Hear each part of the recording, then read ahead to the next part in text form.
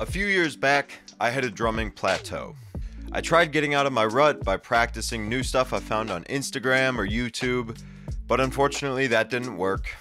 I needed something more personal instead of random fills or grooves. I needed something that was going to make me better and sound like the drummer I wanted to become. So I tried something different. I learned about how our brains learn and refine new skills, and I want to share this system with you. This self-guided approach will help you figure out exactly what you need to be practicing on the drums and how to progress faster without necessarily needing a teacher. Let's dive into something called the skill acquisition feedback loop. I hear a lot of drummers talking about how they want to get better faster, so they need to practice for 6 or 8 hours a day. However, this approach typically isn't effective or sustainable. I'd actually argue that all you need are 2 highly focused 90-minute sessions of practice every day to see real progress. Because more time doesn't necessarily equate to better outcomes. It's about the quality of the time you put in. And unfortunately, our brains are wired to focus and be productive in 90-minute cycles. A question I often get is, how long should I try to focus? Well, the research literature point to the key importance of so-called ultradian cycles. You've all probably heard of circadian. Well, our brain and body operate within that day, or within each and every day, I should say, with 90-minute ultradian cycles. So my suggestion would be, anytime you're going to sit down and try and focus, you're going to try and do a focused bout of physical exercise or skill learning or musical learning, the ideal duration is about 90 minutes. Not exactly 90 minutes, but we can reliably say 90 minutes or less. And I'd argue you can even make more progress than the 6 to 8 hour a day approach. So this process, called a skill acquisition feedback loop, involves having clear goals, performing, getting feedback, and using that feedback to evaluate your performance, then taking the feedback into the practice room, prioritizing and working on the highest priorities. And then you do it all again, which is why it's called a loop. But let's break it down even further. The key to success here is utilizing 2 different kinds of feedback. And according to author Daniel Coyle, who wrote The Talent Code, this feedback needs to be specific, actionable, and timely. And all this is going to help cut down on those wasted hours in the practice room. Anyways, let's dive into those 2 specific types of feedback that we can utilize. Bear with me here on the details, but these are important to understand because we'll reference them later in the video. I'll try to get through them quickly. So the 2 types of feedback are internal and external. Internal is using your self-awareness to check in with yourself and how your body and mind are feeling while you're performing the skill. So in this case, drumming. We're checking in with ourselves while we're playing, and we can feel whether something feels good and feels right and like we're doing it properly, or we can feel, oh, that fill was weird, or I got really tense on that intro, and just take mental notes of that while we're playing drums. And the more experienced you are and the longer you've been playing, the greater your sensory evaluation is. For example, if I tell you to close your eyes and touch your nose, you can do it without thinking twice about it. It's instantaneous, no problem. But if you told a newborn baby to do the same thing, assuming they could understand what you're saying, they wouldn't be able to because they haven't developed that experience of moving their arms and knowing where their body is in space. Eventually, you'll develop a better perception of correctness because of all the time and the repetitions and the neural network wiring that went into developing the skill. By the way, if you want to improve the development of this internal awareness or interoception, sign up for my newsletter below. I got some free resources that you can check out that will help develop this internal awareness. Extrinsic feedback is given by an external source, such as a teacher, or maybe your bandmates, or even the audience. The most important factors here are identifying errors, providing specific feedback in an appropriate manner, and then providing instructions for the correct execution of the skill. I highly recommend, when you're just starting out in your drumming journey, to get a teacher or a mentor that you can trust. They'll be able to give you accurate and specific feedback, assuming there's someone you can trust.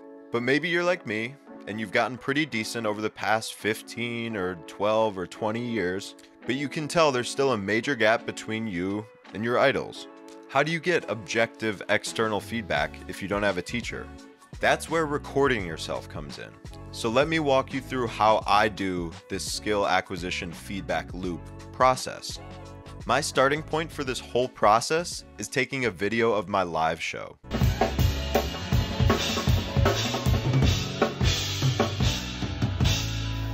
As a touring drummer, I want to improve my live playing and my practical skill set for playing in front of, ideally, large audiences and crowds and big spaces.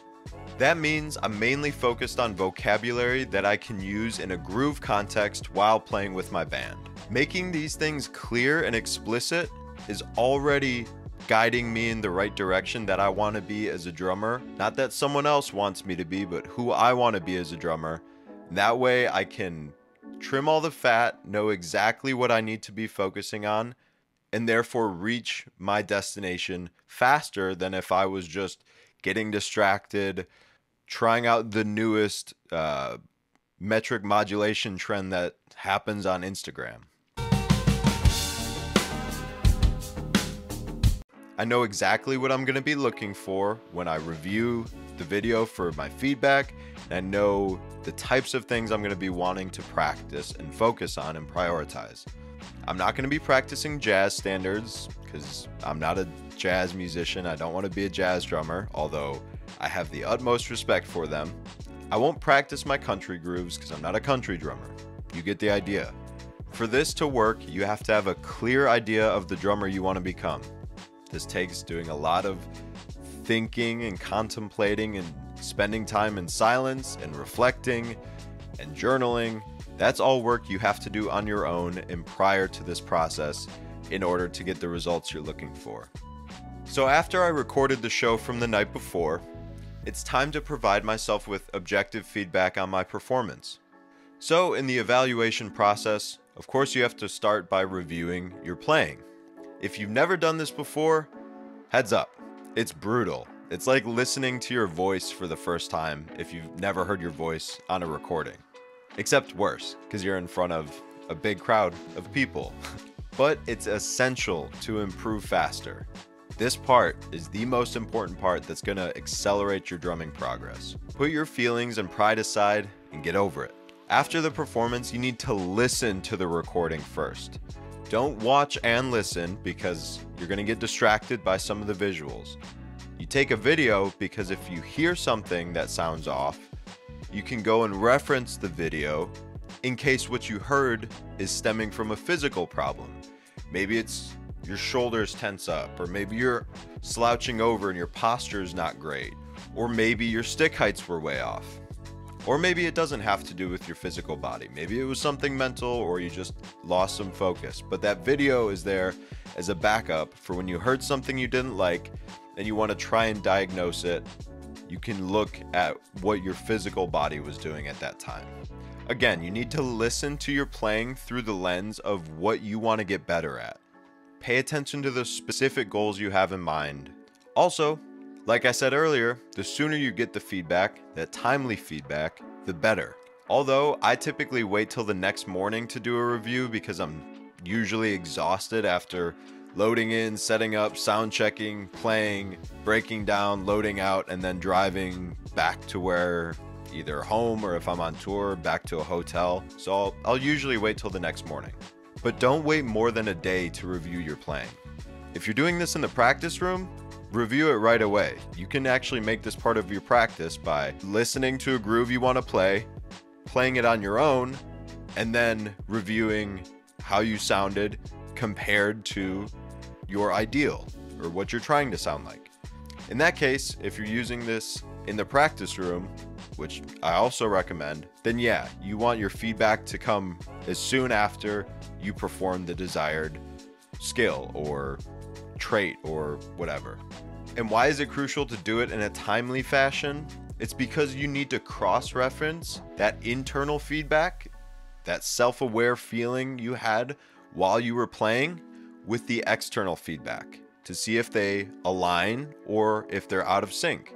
If you review your playing the next day like I do, you'll probably have a pretty fresh memory of how each song felt or how certain transitions felt. you'll probably have a solid recollection of that internal feedback. So ask yourself, did you notice when you were playing when things felt off? Were those times the same as when you got that external feedback and you listened back to your performance? So that's what I mean by cross-referencing the internal and the external feedback. Because if they match up, you can take note. Take note and say, oh, this feels slow. I can now trust myself and know, because I reviewed the playing, that it is in fact slow. So I need to push. I need to make sure I'm not dragging here in this section. Take note of those times where your internal and your external feedback lined up, and then you can begin to trust yourself more and more when you're playing on the gig. Ideally, you're playing the next night or within a few nights so this feedback stays fresh and you can try it out right away. Thankfully, I get that opportunity when I'm on tour with my band, so I can actually make pretty decent improvements on a nightly basis. All right, something I want to work on. So I was watching back the film from last night. There was a lot of inefficient motion.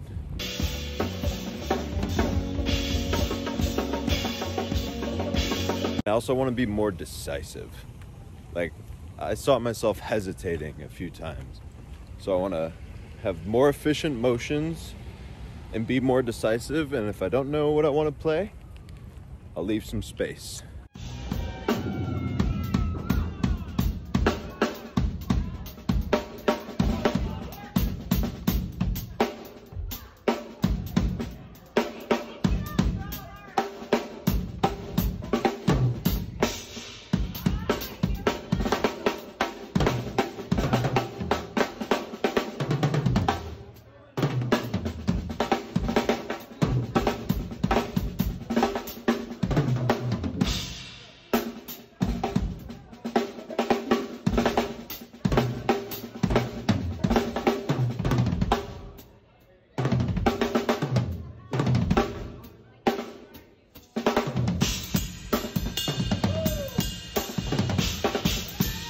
Okay, so now it's time to analyze your strengths and your weaknesses. If you only focus on your weaknesses and never acknowledge your strengths, you'll get discouraged. And we want to be in this for the long run. So it's important to acknowledge your strengths and celebrate them as like a little reward, but also pay attention to your weaknesses and strengthen those. It should be a balance.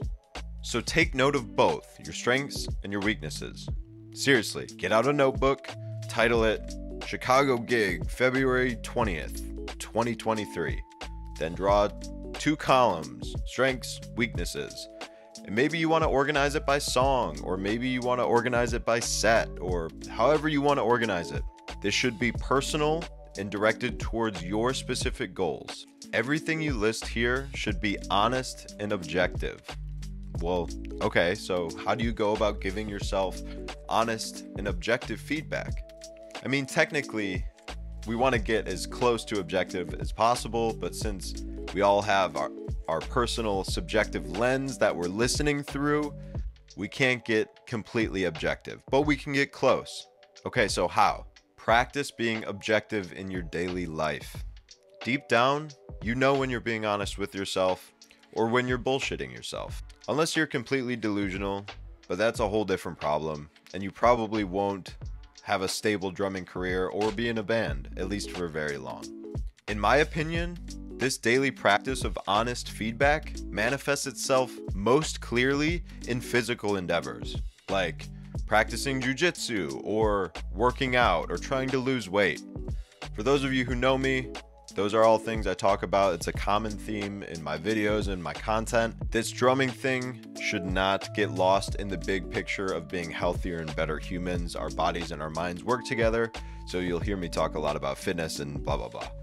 But anyways, there's no bullshitting in jiu-jitsu. There's no fooling yourself if you're trying to lose weight and you step on the scale and you weigh more instead of less. I recommend engaging in some sort of physical activity every day to see this honesty manifest itself in a physical domain. Quick disclaimer, I don't think I would be at this stage in my journey to give myself anywhere close to objective feedback if I didn't have great teachers and mentors for my first, 10 years of my drumming career. They were so important to me in my development. And after you spend those years, those long hours of study, developing your ear, then you can start to give yourself objective feedback. In order to give yourself objective feedback, you have to really develop a nuanced ear and be able to tell the differences between bad, decent, good, and great drumming. I'm not saying I'm great, but I also don't believe I'm bad. But what I am saying is I believe I can tell the difference between good and great drummers. Or maybe you just don't quite trust yourself or want to get a second opinion. You can always ask your bandmates to give you some feedback as well, and then cross-reference it with your own. Maybe you all came up with the same thing, and that's great. That means you can trust your instincts more. Or maybe they brought something up that you totally missed, and that's great too. That's opening up your ear. Or, my favorite, look at the audience and see if they're dancing. Thank you. I appreciate you. Obviously, that's pretty general, but at the end of the day, we have to remind ourselves, why are we playing music? And for me, it's to make other people feel better and spread that positive feeling of hope and inspiration that music gave me when I was coming up and going to see my favorite live bands. Okay, now we have our strengths and weaknesses, so we got to take those strengths and weaknesses, after we've written them down, take them to the practice room. Here's a really important part. You have to prioritize and identify which of these weaknesses, if I turned into a strength, would have the greatest impact on my drumming. This is how we get better faster without wasting time. Make this personal. Maybe a weakness of yours is that you play the same fill every time you go from a verse to a chorus, or maybe it's like sort of the same fill. But maybe another weakness is any song above 120 beats per minute, you tend to drag. What's more important? In my opinion, you want to make sure you have solid time. That's the most important job as a drummer. But that's just me. Make it personal, prioritize based on your own goals. Okay, now that you have a prioritized list, this next part is important as well. Only focus on 1 to 2 things at a time. Trying to focus on too many things at once can be overwhelming and even counterproductive. Instead, focus on 1 to 2 goals and work on them consistently until you see improvement that you consider good enough to move on. We want to see progress as soon as possible in order to get the reward of feeling like we're making progress. And that's going to motivate us to keep going, keep working harder, which is going to make us, in turn, better drummers. If you do this every day for a few years in a row, there's nothing stopping you from being great. The skill acquisition feedback loop is a loop because now that you've practiced, you get to restart the whole process over and see whether or not your practice and your feedback resulted in the desired change. Obviously, it's unrealistic to expect major change in just one day, but I do believe you can make minor changes in a day and major changes in as soon as a week if you use this system properly. Use the next gig as a measure of whether or not you're trending in the right direction. Then repeat the feedback loop process as necessary until you're satisfied with your drumming. Spoiler alert, this is a never-ending process. You'll never be completely satisfied with your drumming. You will always have room to get better. Complacency is death. Not really, but it helps to have that mindset. And speaking of mindset, lastly, adopt a growth mindset. View mistakes and setbacks as opportunities for learning and growing, not a signal that you're doing the wrong thing. Mistakes are the necessary prerequisite for learning and getting better. Don't get discouraged. Getting better takes time, even if you're doing it in the most efficient way possible. So that's it. As always, I hope you enjoyed this video. If you did, it would mean a lot if you could give it a thumbs up, maybe share a comment, give me some feedback so I can make better videos in the future, of course, and help give you information that you find valuable that I've learned on my journey. And if you want more of this stuff, sign up for my newsletter at the link in the description below. Peace.